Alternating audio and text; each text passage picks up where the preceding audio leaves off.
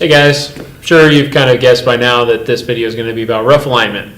So let's go over rough alignment. So rough alignment is not just an eyeball, like kind of get it close before you get the dial indicator out there kind of alignment. What we're going to do is we're going to do straight edge alignment first. The reason we're going to do a straight edge alignment is if you do a better job here, the faster the next steps will go. Literally, it could take a couple minutes to do a straight edge alignment correctly, as opposed to if you get the dial indicator on there, you're going to be working with these huge measurements and they're going to slow you way down. So right now, get it really close. It's going to help you big time, okay? At the end, kind of on the second half of this video, we're going to be talking a little bit about finding and fixing soft foot. Soft foot is pretty much if a motor does not sit flat on a base, whether because the motor is messed or damaged or bent, or the foot's damaged or been ground off or something like that, or maybe the base has been actually tweaked or came in that way. Maybe we bought it and it already had a little bit of a lean to it. So we're going to go through both of those in depth starting right now. So picking up where we left off from the previous video, which is the cleaning and inspection video, we have the motor that is loose. All the bolts are loose, or they're just kind of tight, not super tight though. And we have the coupler has no rubber coupler boot or anything in the middle there. That's because we're going to be doing a dial indicator alignment later down the road. If this was done with a laser, you would probably want to leave that coupler in for this section too, and just save you time down the road.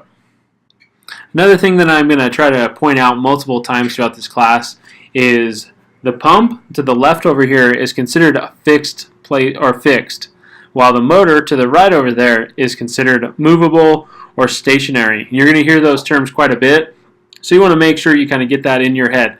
The pump over here never moves because it's going to be hooked to pipes and stuff like that, while the motor is easy to move around because it's just going to be hooked to hopefully electrical. Okay, so I wanted to take a quick second and just talk about shimming. You're going to be using multiple shims throughout this alignment process and even into doing the next project.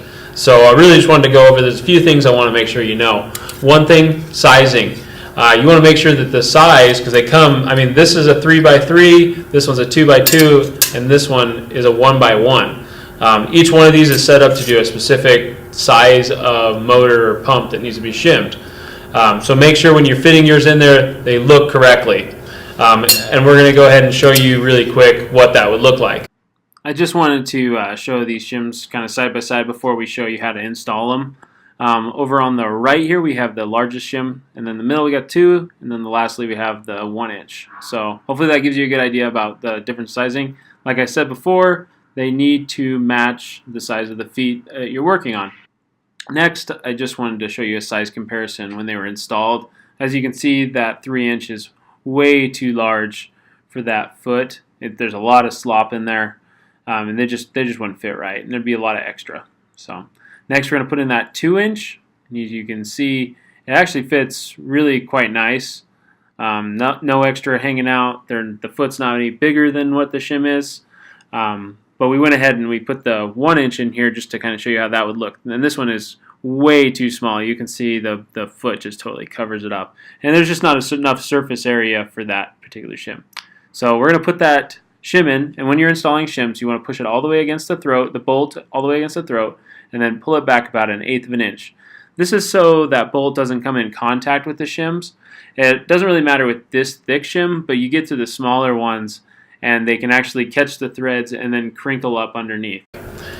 Now, another thing that you should look for is stainless steel. There's lots of different options out there. You can see a lot of things where you can get copper ones, you can pre-cut them, things like that. You want to make sure you use steel ones because they don't corrode and they're non-compressible. If you get a steel well, steel is not going to compress as much, but if you get like a copper one, it's going to compress a lot. So the more you tighten that bolt down, the more it'll compress, and it'll change your alignment over time, or maybe directly right off the bat. So you want to make sure stainless steel is kind of what you always use. Lastly, you want to make sure that your shims are serviceable or new. We get a lot of these around the shop that are just damaged beyond recognition. You don't want to put these in because these will actually cause they actually add size to the shim because of the creases or the folds in it. Last thing you want to make sure you never want to do is go over a 4 to 5 shim stack. The reason for that is every time you add a shim, you're actually adding a surface space in between of roughly like 0.0001. Okay, so over time, those all add up, and they can actually cause your shim stacks to be different heights. So keep it down to around 4 or 5, unless otherwise you have no other option. Now we're going to start the straight edge alignment. All I do is I take a ruler, I lay it flat on one of the couplers, the higher one, and I stretch it across to the other coupler. And you can see there's quite a gap on the right there. So what I do is I take some shims and I try to fill in that gap as best as I can. What I do is I just try to find the absolute tightest shim. And you want to make sure that it doesn't cause any strain or any up push on that ruler. Or otherwise, once you get them installed, you're just going to have to go back and take out some shim size. Okay? So once I find the tightest fitting one, I'm going to go ahead and move to installing them underneath all 4 motor feet. Now this motor is pretty light, so I'm just able to manhandle it, put the shims under each of the feet, no big deal. But let's say you're working with 100 horsepower or 200 horsepower, let's say, and you might need to get a crane or a pry bar involved just to lift it up. You want to try to make sure those shims are in there as straight as possible. So once I get the shims in, I'm going to go through and I'm going to start the cross bolting or cross tightening pattern. And I'm going to start that by doing the front left, tighten it down, and then I'm going to move to the rear right. After the rear right, I'm going to move up to the front right, and then I'm going to finish over to the back left. As long as you're kind of rotating around, going back and forth, you're going to be good, but you just want to make sure that you're not tightening one side, then tightening the other. And you definitely want to make sure that you have that motor tightened down before you go back and recheck your alignment. So now I'm just going to go back and check that my alignment is still good in that vertical plane. Make sure that they're still lined up and they're nice and perfect. If they weren't, I'm just going to go back, reshim them, okay? And I'm going to recheck it after that. Next, we're going to start doing that horizontal plane. We're going to kind of see if that motor is kicked off to one side or another. But before we get into that, I want to talk a little bit more about being bolt bound. Alright, so I wanted to talk a little bit more about becoming bolt bound and different things that we might have to work with. So one thing I want to point out is the pump is always fixed. Usually when you're doing an alignment, you're adjusting the motor around. Alright, so this one's fixed mainly because there's pipes connected to it or something like that. Now sometimes these couplers will not line up because the bolts, these ones here, these 4, actually come and they hit the feet. All right, so what do? Well, typically you're not going to run into this. This is something that will have been figured out at the factory. When you're actually putting it together, you want to make sure you don't run into these problems. But you do have a few options, and they're all kind of scary to do. Most people, I would rather not have to deal with a bolt bound situation than anything else. But one thing you can do is you can drill out these feet a little bit bigger. I'd be very cautious of doing that because then you might have a problem with the washers caving in on you. So be very sparing with that one.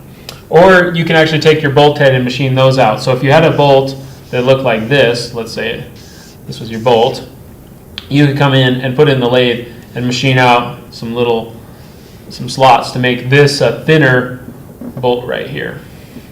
So definitely looking at it, you're going to have some problems with that bolt is definitely not as strong as a regular bolt. So again, be very wary. You don't want to do this if you can't. And as a final, very last resort, you could move the motor over to where it needs to be and drill and tap new holes. But I definitely would want to check with your boss before you do any of these processes because they're all not very, they don't look upon them very good, okay? Another thing you might be able to do is you might be able to unbolt the pump and pull it over and bolt it back in, but you got to watch and make sure that none of the lines that are connecting to it leak, or if there's a mechanical connection in any way, it causes any problem with that. So be very, very wary of that too, all right?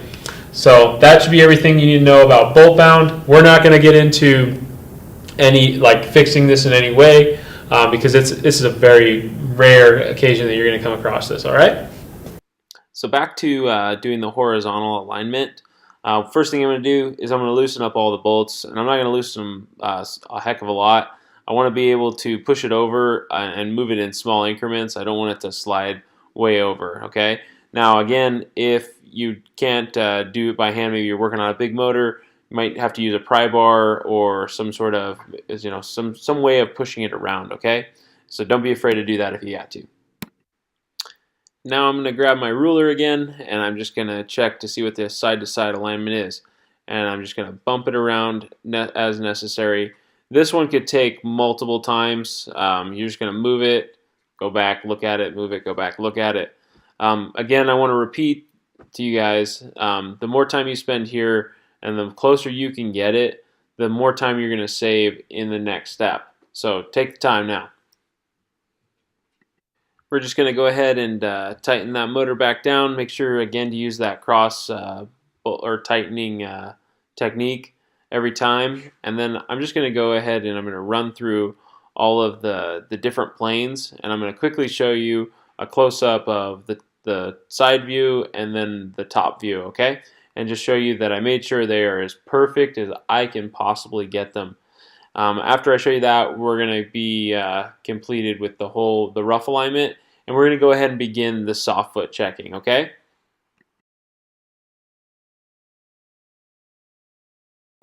Alright, so I wanted to talk a little bit about soft foot, because back in the day when I used to actually have to go to work and stuff like that, we used to do soft foot checks, but we didn't really understand it, and we didn't understand why we were doing it. So over time we just kind of stopped taking it seriously, and then finally we didn't even do it at the end, or we did a very poor job on it. So I wanted to explain why you're going to do it. That way it makes sense, and you always make it a point to do it. So what happens is soft foot is when it's not sitting flat on your pedestal. The motor is not sitting flat on your pedestal. This can either be caused by the feet, it can also be caused by the pedestal, and we're going to get into that here in a minute. But what happens to the motor when you don't correct this soft foot? Well, you can always come over here and you're going to have your coupler, and it can be aligned with the coupler to the pump, but there's going to be internal stresses inside this motor. So what we have here, this is the shaft, this is the shaft, this is the shaft, and these are bearings right here. So if we tighten this motor down without correcting that soft foot, what happens is these bearings will actually be shifted so they're not perfectly in alignment anymore. And that'll cause internal stresses on that shaft, which will actually wear out your bearings faster. And it'll also wear out your seal on the front and back of the motor. But typically you're going to see that those bearings go out first. So you want to make it a point to go through the process and fix it right.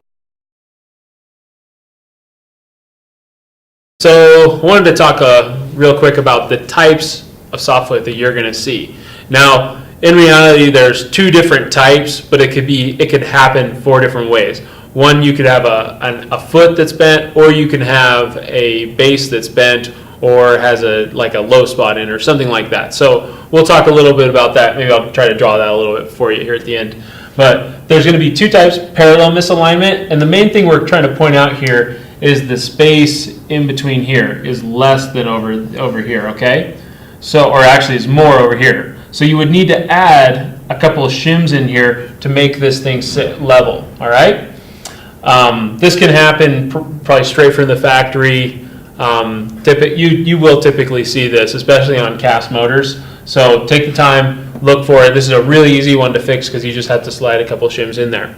The next type we have is angular misalignment. So angular misalignment is when that foot actually comes up at an angle, or it could be both directions. It could actually be coming back this way, and only the toe of it is actually sitting on the base or something. So you want to fix this one, you might have to, maybe you have to file down that foot a little bit. You might have to come in and do some step shimming. Step shimming is like multiple little shims, and you have to cut them off to kind of fit that angle. Definitely, before you step shim, you want to make sure that's okay with your company policy. Some places don't do that. Some places do. It's kind of one of these hit and miss things. You got to talk to your boss about that one before you do it. All right. We're not going to show you how to do any step shimming or work with angular misalignment. The stuff we're going to show you is kind of a parallel misalignment. Now, like I said, there could be multiple styles, or there's four different types of soft foot out there, but one of them could be the actual pedestal could be the problem. So your pedestal could be, one, could come over and actually have a dip in it of some sort, or maybe it's just a low spot. Could have been hammered on or could have gotten rusty, multiple ways of making that happen. Or you can have an angular misalignment in your pedestal, so you got your foot nice and square, and your actual pedestal comes over at an angle, goes down. So it's very difficult to fix a pedestal. So these might be a typical case that you'll have to work with. All right.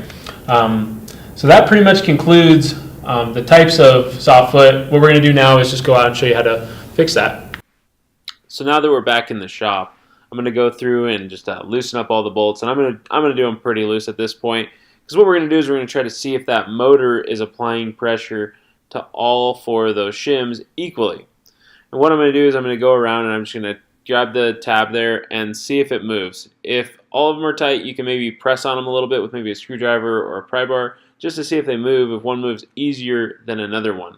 So, and as you can see, I flipped over here, and this one you can move without, there's no, it takes nothing to move that guy around, okay? So what I'm going to do at this point is I'm going to go find my set of feeler gauges. And I'm going to use my feeler gauges to see how much of a gap we actually have in there. Just to get a precise measurement. You could, if you don't have a set of feeler gauges or you just don't want to get them out, you could also take some of the shims that you already have and just try to see which ones fit in. And you're kind of looking for a snug fit, not a like a wedge type fit where you got to hammer them in or anything like that, but you're going to try to just fill that gap up. And then you could come and just try to make sure it's all the way filled up.